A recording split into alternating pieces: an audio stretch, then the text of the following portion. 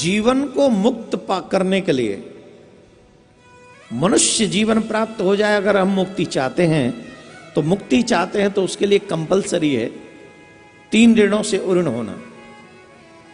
और उन 3 ऋणों में से एक ऋण है पितृ ऋण। हमारे शास्त्रों में यहां तक कहा गया है भगवान की पूजा सेकेंडली करो, पहले पितरों को मना के रखो, क्योंकि पितृ कृपा करेंगे तभी हमारा मन भी भक्ति में लगेगा, श्रद्धा में होगा, हमारा धर्म में श्रद्धा होगा।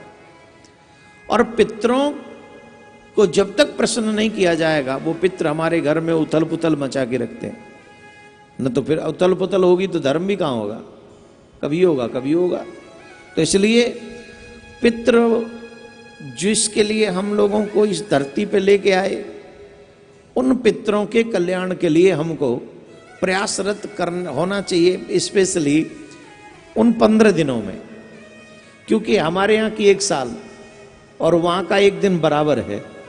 इसका मतलब है पितृपक्ष जब आते हैं तो आप प्रत्येक दिन अपने पूर्वजों को जल देते हैं, अन्न देते हैं, वस्तुएं देते हैं, सामग्रियां देते हैं, और वो जब इनको प्राप्त करते हैं तो वो प्रसन्न होते हैं। और जब वो प्रसन्न होते हैं तो आपके घर में खुशियां आती हैं, आनंद आता है, और जो जो आपको चाहिए होता है वो सब आपको प्राप्त होता है।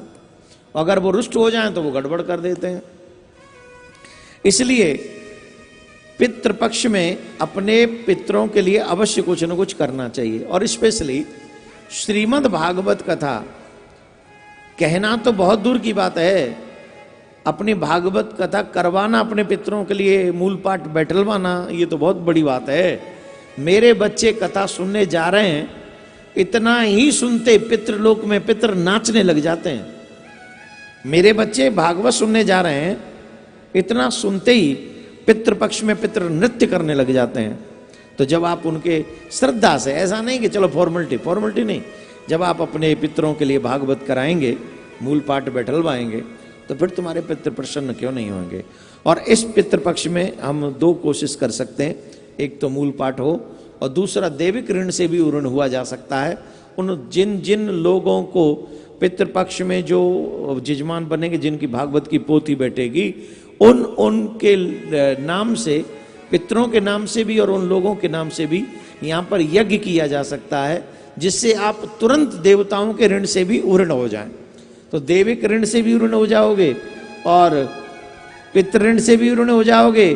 तीसरी बात, ऋषि ऋण से भी ऋण हो जाओगे। ऋषियों का भी ऋण रहता है। तो ऋषियों का ऋण क्या है? बोले जो उन्होंने शास्त्रों की रचना की है, ग्रंथों की रचना की है, उन ग्रंथों का आप अध्ययन करें। पर शास्त्र बहुत हैं, ग्रंथ बहुत हैं, व्यक्ति की आयु 100 वर्ष है, इसमें क्या करेगा? तो श्रीमद् भागवत 7 दिन सुने, इतने में ही उसका ऋण, ऋषि ऋण उतर जाएगा। तो तीनों ऋणों से उतरने का सौभाग्य आपको पितृपक्ष में मिलेगा। तो आइए इस यात्रा को हम और आप प्रारंभ करते हैं, अपने तीनों ऋणों से उऋण होकर अपने कल्याण के उस मार्ग पर चलते हैं, जहाँ से हमारे पितृ प्रसन्न हो, जहाँ से हमारे देवता प्रसन्न हो, और जहाँ से ऋषि भी प्रसन्न होकर हमें हमारे कल्याण के मार्ग पर जाने का आशीर्वाद दें।